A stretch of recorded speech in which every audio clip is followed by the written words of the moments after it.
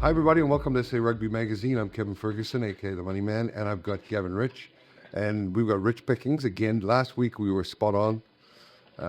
We're kind of like two oracles here. We've gone 5 for 5 on spread games, picking the spread, which is not the same as picking winners, as you know. It's the spread is South Africa were favored by 38.5 points against Japan. We picked them to win easily. Yeah. Biblical, I think I said. Yeah.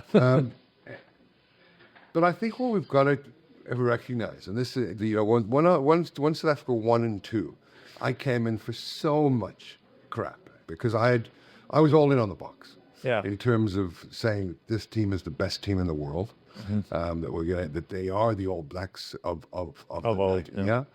That and I got roasted, but I don't think I don't get roasted anymore. I mean, this is the best team I've ever seen play. It's the most well-coached team I've ever seen. There isn't any stone that's not unturned in this Bok team. Well, that's the thing is that whereas the Boks won their 2019 World Cup and the 2023 World Cup on a template that saw them win games by narrow. I mean, okay, they won the World Cup final against England in 2019 by 20 points, but generally their wins were by narrow margins. They went up incrementally by kicking points. But Tony Brown, since he's been in, has brought that a dynamic that means that when the Boks win, they don't just win, they sort of sweep the opponents away. Yeah, 15 points with 14 men, and that was ridiculous. Another ridiculous red card. Yeah, I mean, the guy had fallen basically to half a meter off the ground, and was tackled by Lute, who was committed to the tackle. Yeah. So I'm just wondering what in God's name is happening with these TMOs. Well, it's not just the TMOs, it's World Rugby generally. I think we've spoken about it before. Yeah. You asked me a couple of weeks ago if I thought that they would get it right in my lifetime. I'm not sure. But what's significant about that? Okay, when I first saw it, I thought, okay, he's gone. Mm-hmm. But what I was thinking that he was going to be going to the bunker and it was going to be a 20-minute red card possibly. That could have happened just because I think they take everything on the optics these days. Yeah. And you know what, you said it yourself, you're talking about New Zealand will never get it right again because there's too many woke parents who won't allow their kids to play. Yeah. So they're very aware of that. And it didn't look good. You know, you slow something down. And nothing looks good. I mean, you slow it down, and you see the guy going in there, and you see the guy's head go back, Ramos's head go back. I want to say he's in Nick White's league. Yeah, as an assimilator, soccer style assimilator, aka dickhead. Yeah, absolutely. Yeah, absolutely. I think Ramos, the whole game was like a soccer player. Yeah, doing that hamming it up and taking the dives. Yeah, just like Nick White did against the Boks 2 or 3 years ago. Yes, that infamous dive. Yeah, so at the time I thought, okay, it's going to probably go to the bunker and it might be a red, so he'll be replaced from the bench because I just know the way that World Rugby are now. I sort of shrugged my shoulders. Yeah. I remember John de Villiers, when he was the Springbok captain, he used to often answer difficult questions by just saying it is what it is. And I think it is what it is in the sense that we're going to get shafted. And it's not just South Africa. It's the week before it was Ireland. That was even more ridiculous in my opinion. New Zealand, the New Zealand sending off. Well, it was the Irish That's guy right. that was sent off in that game. Yeah. That was probably even more ridiculous. So what's most significant to me, Kevin, is everybody who's played the game at that level. Mm-hmm. I'm talking about Skalkberger. Mm-hmm. I did my own thing with Nick Mallett, Jeff Wilson. Mills Merlina, the Beaver. What's his name again? The guy who played fly half and won the World Cup for New Zealand. Stephen Donald. 2011. All those guys, when they get asked what about that, every single one of them, I'm talking about the Lurt instance now, but also they would have said the same thing the previous week about the Irish one.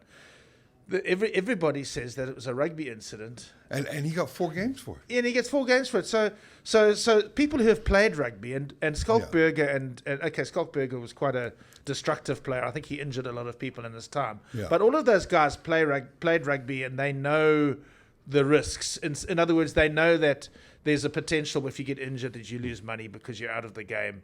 And then if you're suspended, you lose money out of the game. But every single one of them basically says it's nonsense.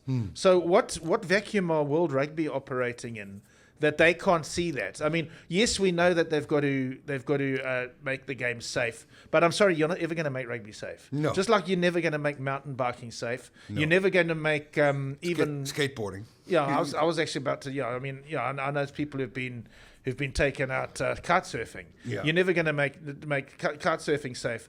And as you say, skateboarding. You know, so what is the solution? That we take the contact out of the game and make it touch rugby? But I don't know. What I don't see, Gab, is a progression here. What I'm seeing is interpretive stuff every week that we're just saying that's ridiculous. Yeah. At what stage does World Rugby stop the shenanigans? Just stop. Yeah. I mean, surely with their collective brain IQ there, they can come up with a solution. Because we can't keep going on week after week saying that's a ridiculous thing. I mean, it's so frustrating. Except we can't. Well, you can do what I'm doing. Yeah. And what I'm doing is, because I've had a lot of people asking me, and I shrug my shoulders. Yeah. It's rugby. It is what it is. It is what it is these days. I mean, you asked me, as you will later on, who I think is going to win certain games this week. Yeah. And I will say, well, so and so will win. But then I want to almost put a disclaimer in first, like provided there's no red card in the first 10 minutes that's ridiculous and isn't warranted a key player. I think the Springboks are the one team in the world that actually almost doesn't matter. Well, you know, absolutely. And when I look at South Africa, just how far ahead they are than anybody else. Well, you know what's... And we may lose to Ireland. Who knows? I mean, Ireland are a bogey team. And we may lose to them. But what we're getting to see week in, week out, you know, they were down 14-13 at halftime. 17-13, I think, after France scored in the 58th minute, yeah. And then we just said, okay, it's like the Hulk Hogan hand again. It comes up and said, okay, no, we're not dealing with this. And we absolutely put them to the sword with 14 men. I think that buried, I hope, the whole smash and grab for the World Cup, because we didn't smash and grab the World Cup, we won it. And you know what? Yeah. You know what? It was actually almost the replay of that World Cup. I know the score was different, and this time South Africa buried them with a flurry of tries, whereas in the last World Cup it was Andre Pollard's penalty that won it for the South Africans. But I was sitting watching that game, and I was speaking to one of my colleagues, WhatsApping one of my colleagues, and he was talking about, this is a bad result, because he was expecting them to lose in that third quarter. And I said, if we get through this third quarter with 14 men, and France don't score, they don't get further than a they score look tired. They looked out of it. I said that South Africa will outlast them, because that's what happened in that previous World Cup. Yeah. If you remember, there was a gear shift. I like that expression now. Yeah. Gear shift, because that's what Springboks are very good at doing. There was a gear shift in the second half in Paris in 2023. Yeah. And people forget, they just remember Andre Pollard's penalty. South Africa's forwards were quite dominant towards the end of that 2023 game as well. Yeah. But people forget that. They sort of thought it was just 1 point. But the whole momentum of that game shifted in 2023, and it shifted again this weekend. What amazed me was the discipline. Yeah. The South African, the discipline we put into that game. The tackling, power tackling. We were always over the ball. Yeah. We were never pushed off it. Where there was no penalties, no offsides. We were just majestic. Majestic. My man of the match. Everybody gave it to Sasha, and Sasha was good, although not necessarily by his own standards in that game. No. He made mistakes. Malcolm Marx was the man of the match. Yeah. Malcolm Marx, when you talk about getting in over the ball, he was absolutely outstanding. He played for 78 minutes. He plays almost the entire game every time he plays for the Springboks. So it's actually time for Rassie to start actually bringing in another hooker, just in case he gets injured. Yeah. Remember, he was injured at the last World Cup. Yeah, indeed he was. And we won it. So yeah. South Africa outlasted. It's not. So it's not. To me, it's not rocket science. South Africa outlasted France in 2023. They outlasted France again. But you know where we've won 9 out of 10 games. Exactly. France. But you know where the world, where South Africa are now ahead, is that Fabien Galtier, the French coach, decided, okay, he's going to make up ground in South Africa. So he looked at what we did in 2000. Now he's starting to ape us. I mean, they started to do 7-1 splits with the replacements, 7 forwards and 1 back. They started to make the 6-2 bomb squad split their standard replacements bench now. And so he thought, well, we can counter South Africa by having a bomb squad, which they did have. Yeah. But South Africa have moved on from the bomb squad now. They have. They're just playing the game they see. They've moved and on. they're using the subs they need. And the key man there is Andre. Yeah. Andre Flenter, as they're calling him now, because he's a flanker and a centre. But, the thing is, Gav, is that I'm looking at the South African team, and I'm running out of superlatives for it. Yeah. I mean, the one thing that no team has is 30 players that can play. South Africa have 30 plus players that can play interchangeable, can get in, do the work. No one else has it. So whatever's coming on in the second half, because I was watching the game with a Serbian mate of mine, and he'd bet on South Africa, so he had a bit of a glum face at halftime, and I just said, "No, we're fine. We've got some good players coming on. Mm-hmm. I'm not worried about the game. I think we're going to win." Well, the curveball was Lurt being sent off. Then I thought, well, now we're in trouble. We could be in trouble because it's 14 against 15. But then Andre Esterhuizen came on, and he was just brilliant because he was both a centre and a flanker at the same time, and he's actually getting quite good at being a flanker. And that's where Russie's ahead of the game. Is that, I saw him, I think it was the Barbarians game the first time they did, and I thought it was Russie maybe trying to attract attention to sort of say, listen, I'm so clever enough, now I've got a centre who can play. But actually, it's worked. I mean, it's actually, there's been a reason to do it. And how lethal is that? Exactly. From a choice point of view and a selection point of view, that you have a guy that can play within the forwards, strong in the backs.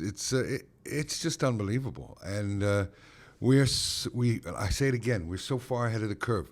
Rassie's so far ahead in coaching. I'd love to see what his new contract's going to be if he resigns. Jeez, talk about blank checks. Huh? Yeah, but they are just ahead of the curve, and they're staying ahead. And it's very interesting watching, like England are playing in the All Blacks this weekend, and they've got what they call a POM squad, because they've got the 6-2 split. Like, everybody was complaining about the 6-2 split when South Africa did it. Now everybody else is doing it. Now they think that they've got the answer. Yeah. But South Africa have moved ahead. And you know what? Because there's always been that complaint about the eight reserves. If the World Rugby ever does get to a point where they reduce the number of reserves, and they can't reduce it to less than 6, if you think about it, because there's got to always be the three front row guys. I think when I played, it was 3. It was, it was. It would have been. Yeah. I mean, it was like there was a time when it was just a scrum off and a hooker.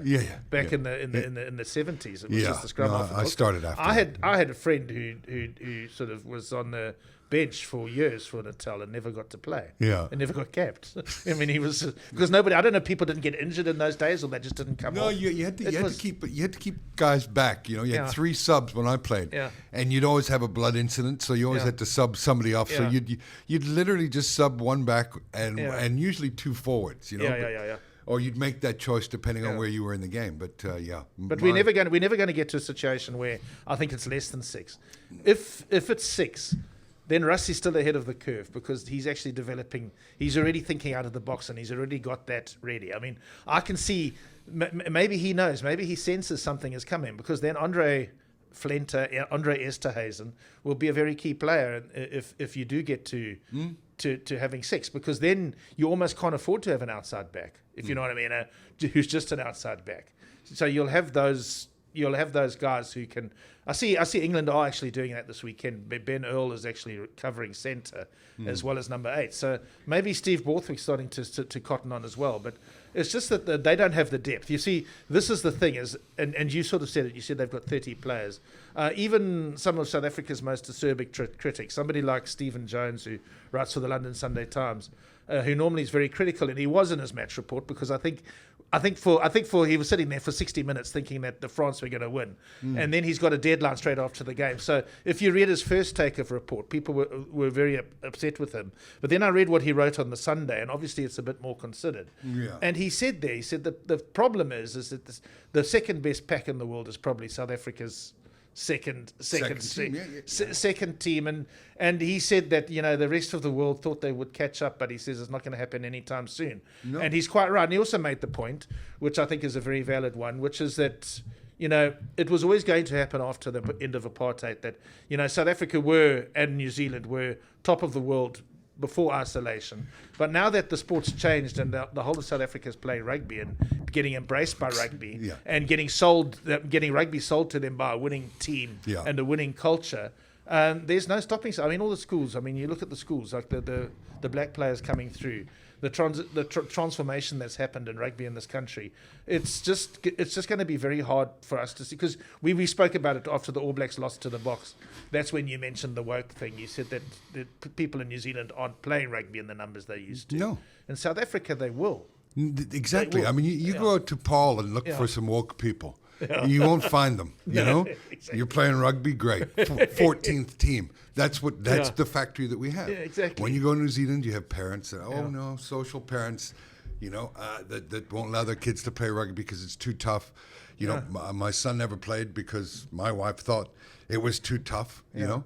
And of course, as a man, you don't want to get in and argue and stuff like that. You just sort of take it. At least he's boxing now, but it's the amount of women that don't understand rugby, that just see it as a hooligan sport and a very macho sport. You got people that don't even know their fucking genders now. Have gender reveal parties and the most sickening thing ever. You have people in Wales. I mean, when I was in Wales and I was walking around, I was quite a bit buzzy for the game, but none of the pubs were celebrating it. There was no big signs, come and watch the game. St. Mary Street, when I grew up, you were there. I mean, it was a rugby festival, singing. I remember I used to tour there. Great place to tour. So, but not anymore, not to that degree. So, it's happened. The woke culture has permeated through rugby in various little connections, and people don't understand that's happening. So the South Africa just keeps getting better, and we've got so much raw talent. I mean, you mentioned going to Paarl. Drive out to Paarl, take one of the back roads, and then see the farm schools and the kids that are playing in the fields there. Matt Proudfoot, who was of course the Springbok assistant coach in 2019, and then went on to become Eddie Jones's assistant, told me a story about driving somewhere and I think he might have been with Eddie Jones, and they're just absolutely astounded by some school kids that they saw playing at a game. And the skills. I mean, and I think Eddie said, and I recall this story. I think Eddie said if we had a factory like this, we wouldn't pass the ball either. We would just run it up in the forwards. Yeah. No, absolutely. So, and that was then. That was when we had the leadership was bad. Alistair Coetzee, a lot of Boks playing overseas. Now Rassie's done away with the stupidity, the craziness. This cohesion. And it is the best team I've ever seen play. The best collective 30 to 45 players I've ever seen in my life. Well, they've certainly got the potential to become that. I mean, I'm still old enough to remember the British and Irish. I mean, the British Lions of 1974. In an amateur era, but certainly in the professional era, it's very hard to recall a team. I mean, the All Blacks were really good in when they won two World Cups, but people forget that they won that. They won that first World Cup on their home soil. And they were a bit lucky to beat a very average France team in the final. Not that matters, because a 1 point win is a win in a final. But and that New Zealand team did go. They went but from 2012 to when they won the World Cup in 2015, they only lost twice. And one of them was a dead rubber game in Joburg. So we have lost more in the cycle than that New Zealand team did. But the difference between this cycle and that cycle is they didn't have France and Ireland, who were challenging also to be the best in the world. Because up until this point, I think Ireland might disappear a bit. I think, in fact, that England are going to replace them as the next big ones. It's certainly looking that way. Okay. So Ireland, but Ireland and France have been very competitive in the last 8 years or so, and 6 years since the 2019 World Cup, and have become very hard to beat. So New Zealand didn't have that in 2000 between 2012 and 2015. They didn't have the strength of Ireland and the youth systems in France are produced. So, okay, so we beat France this weekend, and I will confidently say that we're ahead of France. But they still my worry. They still my worry ahead of 2020. 20. No, because they've got the strength and depth there that the other teams don't. I'm not worried about New Zealand. I'm not worried about even England. There are a lot of rugby players in England, but I don't think there's that many at the high performance level. No. They've got the thing about England though, they've got some X factor players starting to come through. They never used to have. There's this guy he hasn't played for England yet. He plays for Saracens, and I was in Durban and watched him play in a friendly against the Sharks a couple of months ago. A 19-year-old by the name of Noah Kurialo, something to that effect. And he's going to be a phenomenal player, a bit like Sasha is in a different position. And Henry Pollock, I know he gets a lot of flack, but that guy's a precocious kid, but he's a very talented kid. He is and when he matures, he's going to be a world-class player as well. So England I'm wary of, but France, just because of the depth that they have. And let's not forget that they were without Antoine Dupont in this last game. And they could have put us away if they'd scored in that second. In that third quarter, if they'd got more than a score ahead, they might well have won the game. Yeah. But so let's not get too arrogant about France, because I'm not being arrogant. I'm just reporting what I'm seeing. Yeah, I'm not. I'm just saying we as a collective as be too. Let's not be too confident, because I think that's what we're talking about. It's not arrogance. As I said to somebody else the other day, it would be arrogant if I was Sasha Feinberg and Goma Zulu and I was saying that the Boks were the best in the world. But it's not arrogance for me to say it, because that's what I'm watching. There's no more Cantonars in the world for characters to tell the truth. Yeah. If you're an observer of this rugby game, which I have been for years, and you're seeing what's happening, you have to be an idiot if you don't understand what's happening. Yeah. And there's a metamorphosis and a change of superpowers in rugby. Yeah. There just is. There is. Know? And New Zealand are being left behind. Yep. I think they're going to be. I think so. They're a small island. They got a small pool to pick from. That aura's been undermined as well. Every time they lose, it takes another whack. Yeah, and all you see from people, the comment section is stuff like, we're the All Blacks. We'll prove you. We'll show you. Well, let's get into this weekend. Yeah. The biggest game I think on the card for sure is England versus the All Blacks. The betting on that is 1.89 for England outright win and 2.07 for a New Zealand outright win, which means the bookies can't really separate them. Yeah, I just sort of feel that, okay, last year England lost three times to New Zealand. Yeah. They were all very close games, and England hadn't started growing yet. Yeah. England actually last year at this time, England didn't know how to win.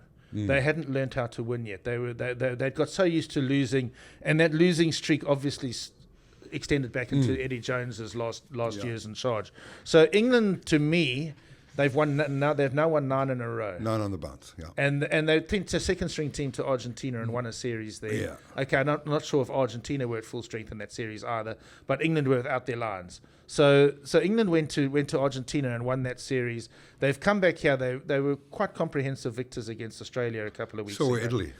Yeah, no, so were Italy. Well, Australia is a whole other story. Yeah. But I just think that, look, I mean, it's difficult for me to bet on England because I don't trust them in the sense that you suddenly get a day where they're hopeless. But it's been a while since I've seen them being hopeless, and I don't think that New Zealand aura. What I'd be concerned about if I was England is that their media are writing them up as favourites. I know the bookies might not be. Well, they are. They are slight favourites. Yeah, they are slight favourites, and they should be. Yeah. But there's almost like an expectation that they're going to win, and it's very difficult to go into a game against the All Blacks, I think, with an expectation. I just don't know what the All Blacks have to offer. And that's my concern with the All Blacks. Twickenham is a fortress. You know that. Yeah. Not a happy hunting ground for many teams. England are on the up. And you know what England have? They have a little bit of what the Boks have, because the two teams that are way out in front of everybody else in the world at the moment, and that's why it's quite significant that he's now sort of starting to back a stronger bench, is that England are second in the world behind South Africa as the team that has scored the most points in the last quarter. Yeah. They score a lot of points. And in fact, there's not much separating the two teams. South Africa have scored, I can't remember. I just read the figure somewhere this week. I mean, they've scored a phenomenal number of points late in the game, and so are England. And if you think back a couple of years, I think it might be the last 4 games in the Rugby Championship, we just hoyed on the points. Yeah, I mean, New Zealand have started fast in the last couple of games. They've started fast, and then they faded, and then they finished fast both last week, and they finished fast against Ireland. But I don't know if they're going to be able to do that against an England team that is actually finishing fast. And I think back now to 2022, the game ended in a draw. I don't know if you remember that game. It was when Eddie Jones was still the England coach. Was it 22-22 or something? Exactly. He was the England coach for another week after that. Yeah. Because then we gave him a good hiding, and then he was sacked. But 2022...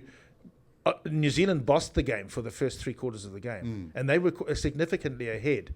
And then England came back at them and actually scored, I think, 2 or 3 tries in the last 12 minutes or so. And actually, that's how they drew the game. And my memory, if I remember correctly, I think Marcus Smith missed a conversion or something. Otherwise, they could have actually won the game. Yeah. So to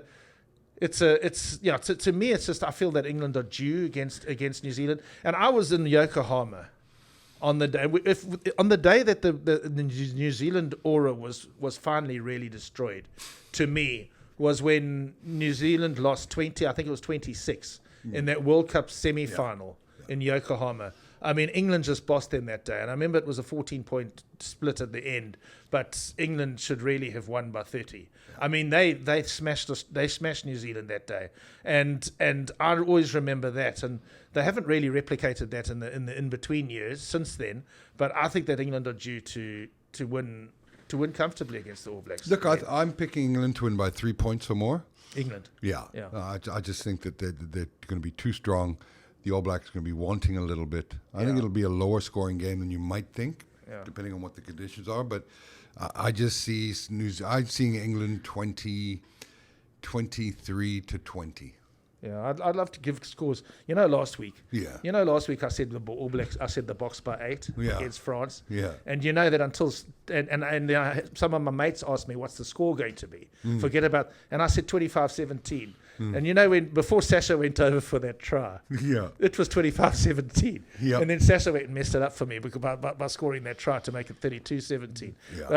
Yeah. A score in that game, I would probably go something like 25-17 to England. Yeah. Yeah. Okay. In that so game. we both pick England. Yeah. Against if you're betting on the All Blacks, you're betting on the All Black reputation. Yeah. That's it.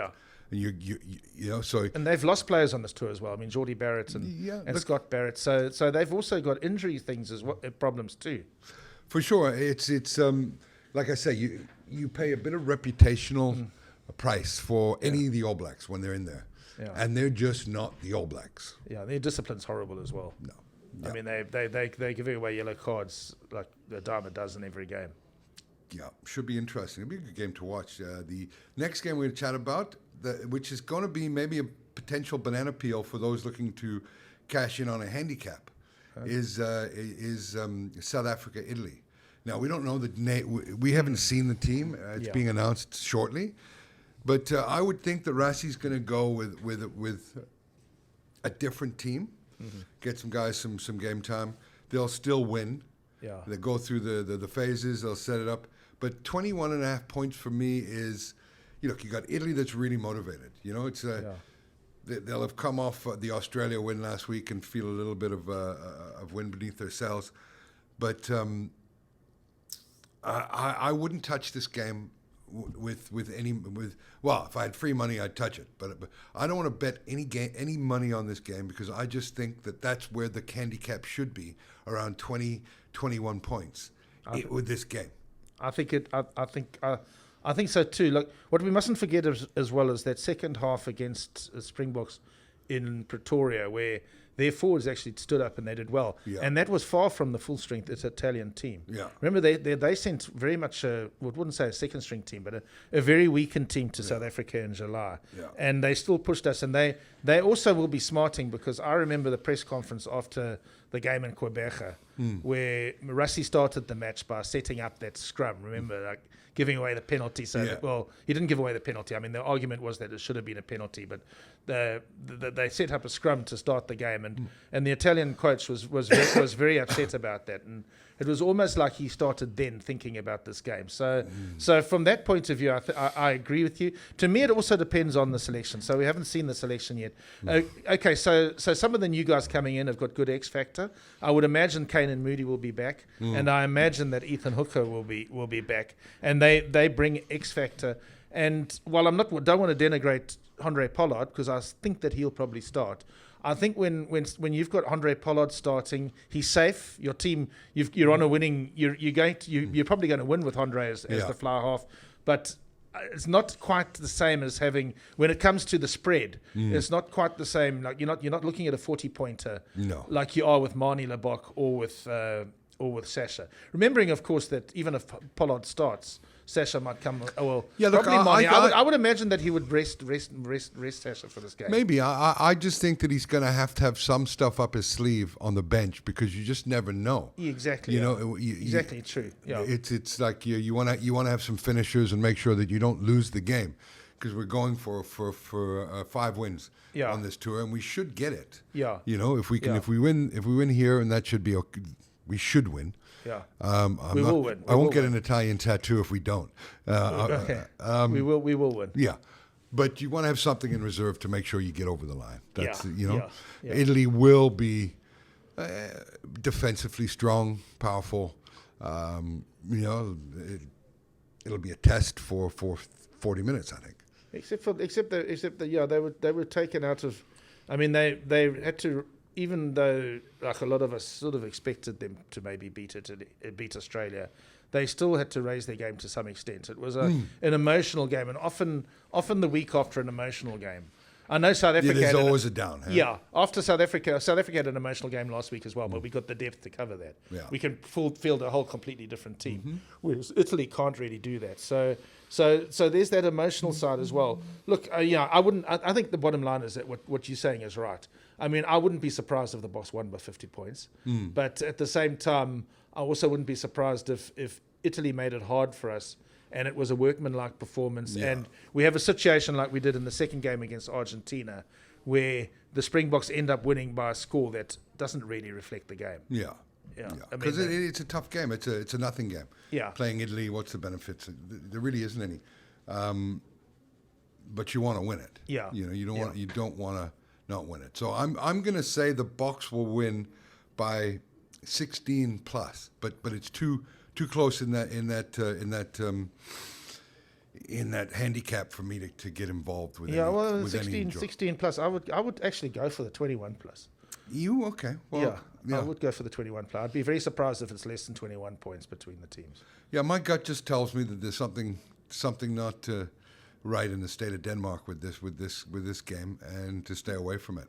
Yeah, I agree. You win as much money by not betting as you win by winning a bet, Yeah. So it's we've been on a bit of a roll. I do like England, Scotland, Argentina. What's your thoughts on that? I think the emotion of losing to the All Blacks last week will catch up with Argentina.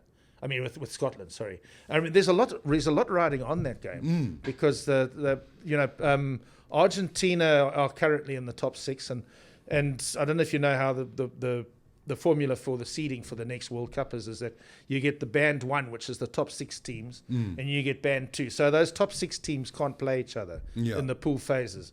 And at the moment, Argentina are in the top 6, and Australia are just outside the top 6. So how are they in the top 10? They're still in the top 6. They're a little bit behind Argentina. So if Argentina win on Sunday, then that's over. Then the top 6 is settled. Yeah. But if they lose, then Australia, I know this is going to sound ridiculous, but then Australia can still pip them into the top 6 if they beat Ireland and they beat France. That's not going to happen. That's not going to happen. No. That's not going to happen, but it's still theoretically happy. It can. So, but what I'm saying is that Argentina are on the cusp of making it official. So I think that Argentina will be very motivated to win that game. They were good against their defence wasn't great against Wales, and Scotland are a good attacking team. Like, Wales are nowhere, man. Yeah, but Wales on. Well, that is the thing. So it's a big game, and I think Argentina. I'd be surprised if Argentina don't win it.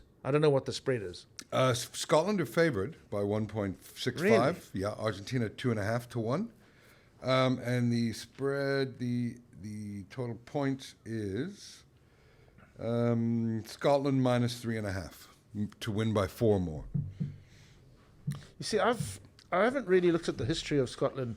I've got a good recollection of how games, because often history does tell you something. Yeah. And I mean, have there been games where Argentina have lost unexpectedly to Scotland that verify? Because I just think that Argentina are a better team than Scotland right now.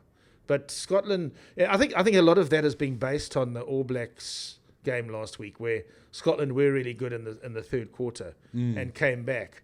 Look, I mean, I would hesitate to bet on that game because I think that it's a difficult one to go on. But I just think that Scotland, after losing like they did last week against the All Blacks, and so much of their psyche was around like making history and ending a 120-year drought, and in the end they came so close. I think that emotionally it's going to be hard for them to get up again. So it depends on Scotland. Looking at the last 10 results, it's like 52-29 for Scotland. Where? At Murrayfield. At 22, I imagine that was Murrayfield. Yeah, it would have been. Yeah. Then 34-31 for Argentina in Argentina. Okay. 29-6 for Scotland in Argentina. 26-18 for Argentina.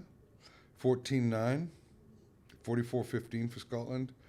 So Scotland had the edge, but I think it could be a nice game, a nice high-scoring game. Yeah, I think Argentina are a better team than they were, though.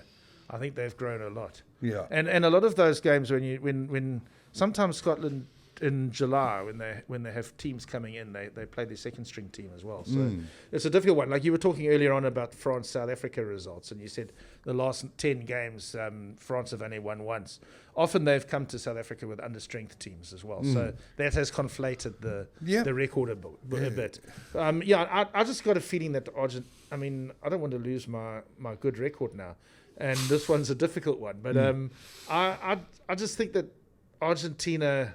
We saw Argentina beat the British and Irish Lions in Dublin. Mm-hmm. We saw them beat Australia in Australia. Not that that's now looking like such an achievement. I'm going to go for Argentina. Yeah, the jury's still out with me. I don't know because I don't know. What you get with Argentina is not always what you think you're going to get. Yeah, it's a bit all over the place. So I'm not going to bet on that. My bet on the weekend is England to beat New Zealand. Yeah, and I'm not going to take anything else. Nothing on Ireland and in Australia. In Australia, the odds are too low. It's 1.17 on Ireland, so 17% return for an Ireland victory. And it's where you said that the Skeleton's coming back this week. Skelton's coming back. Yeah, and a couple of them are coming back. Overseas guys, yeah. So Will Skelton's playing for Australia again. So, but I think just if we can just talk about Australia quickly, I do think that. Because I've never really rated them. I mean, I've thought that they were. I did in the 90s. Yes. They played above themselves in the Lions series and still lost the Lions series. Yeah. Then they beat us. Their high point of the season was beating South Africa in Johannesburg, and after that, it's been mostly downhill. Yeah. They were very lucky to win the game against Argentina. In Australia, so they should have lost twice to Argentina. Yeah. They did lose twice to New Zealand. Yeah. They beat Japan by 4 points. They lost quite comprehensively to England 2 weeks ago, and then they lost to Italy. So I don't think much of Australia at the moment, but I do think, what I do think is that the fact that they played a Lions series, they went straight almost into the Rugby Championship straight after that. Remember, we had a bit of a break. I think their break was 2 weeks, and they were straight into the Rugby Championship. And I think that's one of the things. They were battle-hardened, weren't they? We were going on about how they were battle-hardened. So being battle-hardened helped them early on in their campaign. Yeah. But I don't think it's helping them now. I think now they're out on their feet. Yeah. I think they're so fatigued that I think that Ireland will actually beat them. I don't know how good Ireland are at the moment either, but I'd be very surprised if Australia came close to beating them. Yeah, it's going to be a good game to get some benchmarks, to see where. For the following week. I think that, like you say, Australia are beaten. Yeah. Lost comprehensively to England. They got beaten by Italy to I think 7 points or whatever it was. Yeah, it's. I've never rated Australia, even though I'm wearing an Australian tattoo for my stupidity. You know, their win against the Boks was an apparition. Yeah. I think there's one other factor though in that game too, Aberration, and that's sorry. Joe. is Joe Smith. Is that he was a former Ireland coach. Yeah. And I think that I have read somewhere the talk of this being his big blowout game. This being the game he really wants to win. Yeah. And that's why the big cattle are coming back this week. Yeah. Skelton and company are coming back. So there is that to be taken into account. This might be, in fact, it probably is the big game of the tour for Australia. I think they play France next week, which is also going to be a big game. But I think this is the one the big game they realistically. Remember last year they went on tour and the big game they won was the one against England. Well, you know, if they don't win this weekend, and there's not much saying they will, they could look at an 0-4. No, they will. An 0-4 winter, which is unheard of from an Australian. They team. will be. Yeah. Yeah. No, it's absolutely. So that's the downside to that. Gav, always a pleasure when you come in and share some of your wisdom with me. Bet responsibly, people, you know, and make every bet a winning bet. Great. Cheers, bud. Thanks, Gavin. Thanks. Thanks.